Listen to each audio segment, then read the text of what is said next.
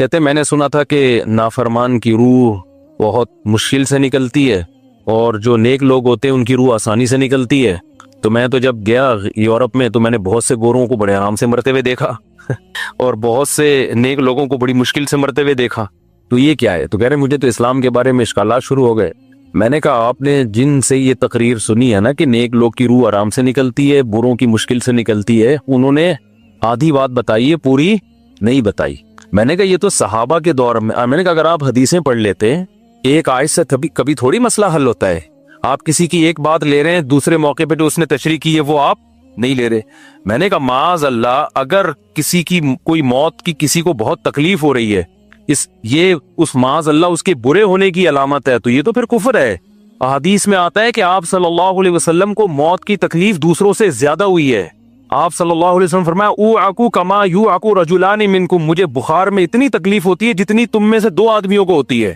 آپ پر جب بیماری آتی تھی نا، آپ کو تکلیف دوسروں سے زیادہ ہوتی تھی. اور امی عائشہ رضی اللہ تعالی عنہا فرماتی ہیں کہ نبی صلی اللہ علیہ وسلم کا سر مبارک میری گود میں تھا جب آپ کی روح نکلی ہے، اور آپ کی جو میں نے موت کی تکلیف دیکھی ہے، جس شدت میں آپ جس تکلیف میں تھے، اس کے بعد مجھے کسی کی موت کی جو آسانی سے کوئی دنیا سے گیا ہو نا، اس کے مرنے پر مجھے کبھی رشک نہیں آیا.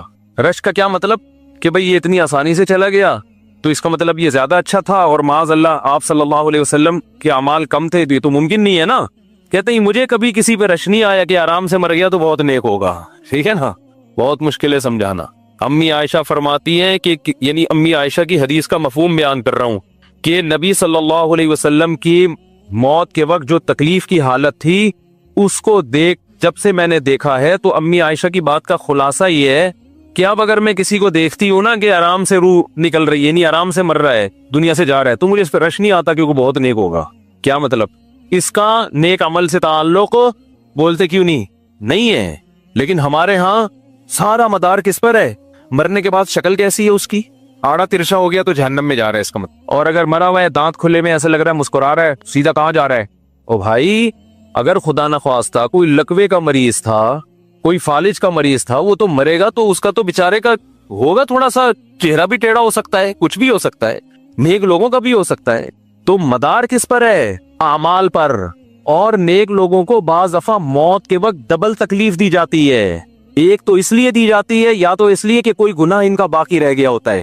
اللہ کیا کہتے ہیں؟ بھائی قبر میں جانے سے پہلے اس کو ہمارے پاس دھلا کے لے کے آؤ، صاف ستھرا ہو کے. اب ہمارے پاس آ رہا ہے تو اب ہم نہیں چاہتے کہ اس کے گناہوں کی گٹری ہو، اس کو پاک صاف کر کے لے. میں نے بڑے بڑے بزرگ دیکھے جن کو آخری وقت میں بہت مصیبت میں گزری، ان کی یعنی زندگی کے آخری ایام، بیٹیوں کی ٹینشن، کسی بیٹی کو طلاق ہو گئی، وہ گھر آ گئی، کوئی اور مسئلہ ہو گیا، تو بڑی ٹینشن میں آخری وقت. لیکن وہ زبان سے کیا کہتے تھے؟ شکر. کیا شاید اللہ تعالیٰ ہمارے گناہوں کو معاف کرنا چاہتا. اولاد کی حدیث میں آتا ہے کہ انسان کو اس کی گھر والی کی طرف سے، اس کی اولاد کی طرف سے، اس کے جسم کی طرف سے تکلیفیں پہنچتی رہتی ہیں اور اس کے گناہ معاف ہوتے رہتے ہیں، حتی لقی اللہ طاہرا مطہرا، جب اللہ کے پاس آتا ہے نیٹ کلین، بالکل گناہوں سے پاک صاف ہو گیا. لیکن یہ تکلیف ہوتی ہے جس میں صبر کی توفیق بھی ملتی ہے، کیونکہ اللہ دے رہا ہے نا تکلیف، اور اللہ سزا کے طور پہ نہیں بلکہ کفارے کے طور پہ، تاکہ ہمارے پاس آئے تو صاف ستھرا ہو گئے. تو اس تکلیف میں پھر صبر کی توفیق، اس لیے علماء کہتے ہیں جس تکلیف میں صبر کی توفیق مل رہی ہے سمجھ لو یہ رحمت ہے. یہ کیا ہے؟ رحمت. یہ اللہ آپ کو بنانا چاہ رہا ہے کچھ. اب لوگ کہتے ہیں یہ والی تکلیف کیوں، وہ والی کیوں نہیں آئی، یہ تو بہت زیادہ ہو گئی. تو بھئی اللہ سے کوئی نہیں لڑ سکتا، وہ جو دے رہا ہے وہ اس پہ صبر کرو. اسی کو کہتے ہیں تقدیر پر رضا.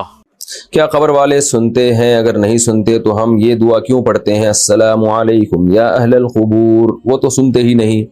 اختلافی مسئلہ ہے. ہماری رائے یہ کہ نہیں سنتے. قرآن مجید کی آیت ہے انک لا تسمع الموتى ولا تسمع الصم الدعاء، کہ نبی آپ مردوں کو نہیں سنا سکتے. تو اس پہ بہت کچھ لے دے ہوئی ہے، بہت کچھ کہا گیا ہے. تو احادیث میں بعض جگہ سننا بھی ثابت ہے. تو ہماری رائے یہی ہے، ہمارے اکابر میں سے بھی بہت سو کی رائے یہی تھی. حضرت مولانا سرفراز خان صفدر صاحب کا اس پر بہت تفصیلی رسالہ ہے، انہوں نے بھی آخر میں خلاصہ یہی بیان کیا ہے. وہ یہی ہے کہ اصل یہی ہے کہ مردے نہیں سنتے، الا یہ کہ جہاں سننا ثابت ہے تو وہاں ہم قائل ہیں. جیسے کہ حدیث میں آتا ہے کہ جب مردے کو دفن کر کے جاتے ہو تو یسمع قرع نعالہم، وہ لوگوں کی ابھی پاؤں کی چوکھٹ کی جو آہٹ ہے نا، پاؤں کی آہٹ، قدموں کی آہٹ، اس کی آواز سن رہا ہوتا ہے کہ فرشتے آ جاتے ہیں حساب کے لیے. تو وہاں یہ ہے کہ وہ جب آپ دفن کر کے جاتے ہیں تو مردہ بھی سن رہا ہوتا ہے قدموں کی آہٹ. لیکن بعض علماء کی یہ رائے ہے کہ یہ حدیث جو ہے نا یہ علم سے کنایا ہے، یعنی مردے کو پتا ہوتا ہے کہ مجھے دفنا کے جا رہے ہیں. واللہ عالم، اس پیچیدہ بحث میں ہمیں پڑھنے کی زیادہ ضرورت نہیں ہے. بہرحال آپ نے پوچھا ہے تو میری اور ہمارے بہت سے اکابر کی رائے یہی تھی کہ قرآن کی اس آیت کی روشنی میں کہ مردے نہیں سنتے، الا یہ کہ جہاں سننا ثابت ہے. تو اللہ اپنی قدرت سے کسی کو کوئی بات سنا دے تو پھر اللہ پہ تو کوئی پابندی نہیں ہے، نہ کوئی چیز اللہ کی قدرت سے باہر ہے. لیکن علی الاطلاق یہ قول کہ جب بھی آپ جائیں گے قبر پہ مردے سنیں گے، تو یہ قول ہماری رائے میں دلیل کے لحاظ سے کمزور ہے. ناتالیہ انصاری انڈیا سے، کیا سورہ فلق سورہ ناس دل میں ہی پڑھ کر دم کر سکتے ہیں یا زبان سے پڑھنا ضروری ہے؟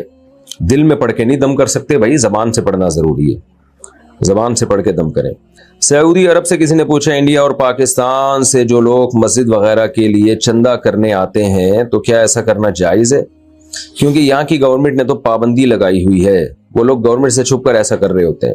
جب گورنمنٹ نے پابندی لگائی ہے تو پھر ناجائز ہے. حکومت کے لاء کو فالو کرنا انتظامی چیزوں میں فرض ہے، ایسے پبلکلی چندہ کرنا. اور میں یہ بات بار بار بتا دوں کہ مسجدوں اور مدرسوں کے نام پہ نا فراڈی لوگ بہت گھوم رہے ہیں. جو چندہ کرتے ہیں ان کا نہ کوئی پیچھے مدرسہ ہوتا ہے نہ مسجد ہوتی ہے، اور بعض دفعہ مسجد اور مدرسہ ہوتا ہے لیکن وہ ہوتا ہی چندے کے لیے. تو اس لیے ایسا نہیں ہو کہ کوئی بھی اٹھ کے مدرسے کے نام پہ پیسے مانگنا شروع کر دے، آپ دینا شروع کر دیں. یہاں بہت بیوقوف بنایا جاتا ہے. تو پہلے یہ دیکھیں ریلائبل مدرسہ ہے یا نہیں ہے، اس کی مینجمنٹ کون ہے، آڈٹ کا کوئی نظام بھی ہے یا نہیں ہے، چندہ کہاں آ رہا ہے، کدھر خرچ ہو رہا ہے. جب تک یہ پوری پراپر نالج نہ ہو، اسی طرح اپنی رقمیں اٹھا کے دیتے رہنا، یہ ضائع کرنے والی بات ہے مال کو. تو یہ ایک باقاعدہ بہت سے لوگ جو ہے نا اس دھندا بنایا ہوا ہے ان چیزوں کو. تو علماء ایسا نہیں کرتے، لیکن علماء کے روپ میں لوگ ایسا کر رہے ہوتے ہیں.